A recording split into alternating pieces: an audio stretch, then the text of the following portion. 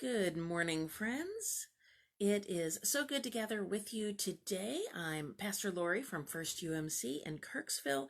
If we haven't had a chance to meet before, it is Friday in the middle of March of 2022, and it's a rainy one outside. I know I'm reflecting a little bit on where we were at 2 years ago as we entered into this time of March.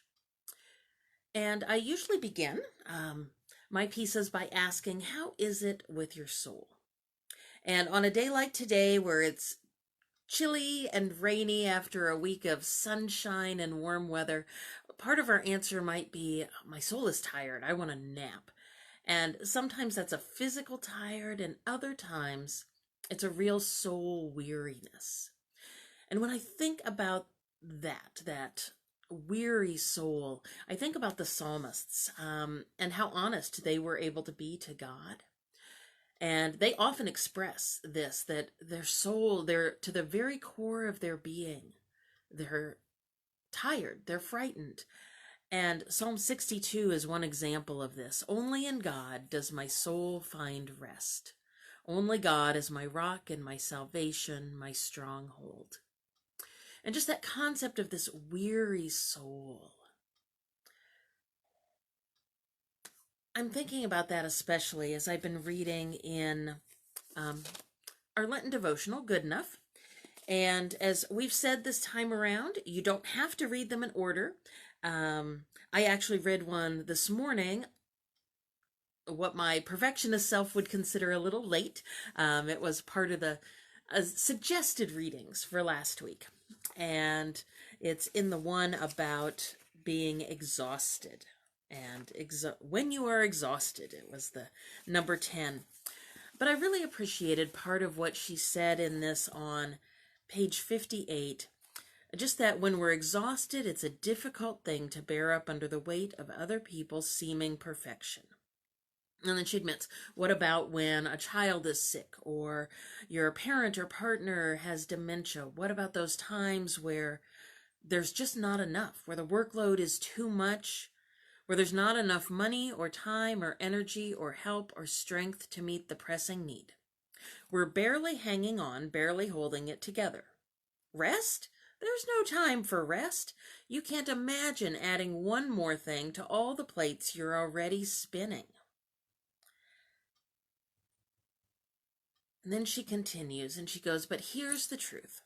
You are in this chronic, unfixable condition called life, and yet at the same time, you are precious beyond rubies. You're worth protecting and preserving. You are meant to be intact. As Jesus says, I've come that they may have life and have it to the full. And so she suggests, stop and notice. Are you worn out? What do you need? Ask God to show us what leaches the life from our bones. Let us ask God to show us whether there is anything we can set down, even for a temporary period. Remember, not everything has to be done, and not everything has to be done by you. May you find a small place for rest that is life-giving and fits what's available to you today. And I'm thinking about that phrase, that rest that is life-giving, because I know that for me, there are times that I've had plenty of time sleeping, and yet I'm still tired. Sometimes physically, but also sometimes, even if my body feels rested, that's when I have that sense of a weary soul. Now, some of that I think makes sense. There are times we can pinpoint exactly why it is that we don't feel rested, why we're tired, why our souls are weary. We know the circumstances. Maybe they're long-term ones that we're in. Maybe it's a short-term kind of thing. And then there are other times we just can't put a finger on it. We wish we could, because then we think we might be able to do something about it a little more.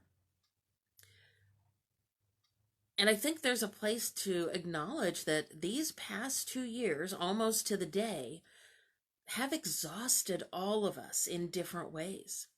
Reverend Jennifer reminded me this morning that it was 2 years ago that we did the very first of these daily videos, that Scott brought his guitar into the chapel, and for this moment of encouragement in a time that was filled with unknowns, where we really had no idea what was ahead, and in some ways we're probably really glad we didn't. We're exhausted, and not just physically, because so often we think of rest and we think of that physical sense, but that's really only one type of rest. Now, with that physical rest, we know that includes sleeping and napping, but there can also be other ways to enhance that. To help our bodies learn to release that stress we carry. That might be stretching or yoga, massage therapy, meditation. Those are all ways, deep breathing, to help our bodies enter rest, even when we're not actually asleep. There's sensory rest. Our lives can sometimes get filled with things going on around us, with lights and sounds and screens and distractions and noise. Sometimes we may just need to simply close our eyes for a minute in the middle of a busy situation. It may mean we need to take some time to unplug regularly, to just let things settle, to have a chance to be without all of that stimulus. Creative rest is another type, especially if you have to make a lot of decisions. Sometimes we just need to spend time in nature, just to be in the presence of those things that are already created. It may be enjoying the arts, those ways that fill our souls with that creativity that already exists in the world. There's social rest. There are relationships we have that drain us. There are ones that revive us, and we may need to take a step back from those that drain us, even sometimes for a short bit. We may need to invest more in those that revive us. And sometimes, especially for the introverts, that might mean spending time with ourselves as a chance to recharge and not being around other people for a bit. There's emotional rest. There's also spiritual rest. And this one can also really be impacted by the others, simply because when all of those are out of balance, it makes it really hard to connect with God. It makes it hard to rest and trust in that sense of belonging and love and grace. And so as we think about all these different kinds of rest and how the lack of them can impact our lives, we might want, in those times where life just feels too much, to ask God to help show us where. Is there one of these areas that's really missing? And if so, help us see what a way we might be able to do something small that we could help do that. I know some folks who, for their screensaver on their smartphone, they simply put a picture of art that they enjoy, or a photo of one of those relationships that revives them, a picture of their smiling grandchild. And sometimes those little tiny things can have a bigger impact than we know. And so for those times when we're weary, it may be today for some of you.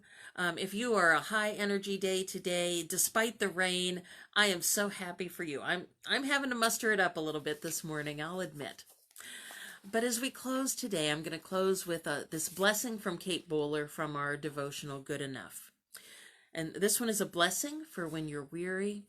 And I love how she begins it by simply acknowledging, honestly, a sense of tiredness and exhaustion.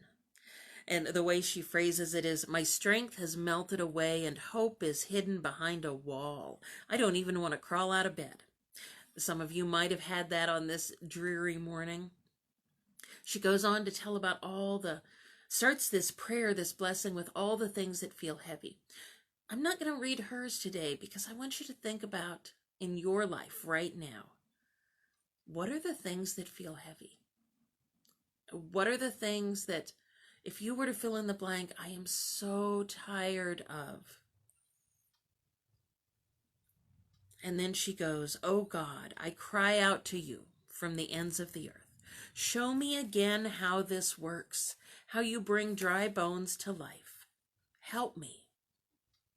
Because blessed are we, the weary and weak and sore, with only the merest ember left burning, but who still say, breathe on me, God. Breathe life into my tired body. My heavy limbs bring light to the dark corners of my mind. Breathe comfort into my sad heart. Blessed are we who turn our gaze to seek the one who truly sees us and knows us, like newborns whose bleary sight focuses, to find adoring eyes beaming down, delighting and filling, mirroring and multiplying. Blessed are we who discover that we are loved. We are gathered in under God's wings and held in arms that are strong enough to hold that which we cannot.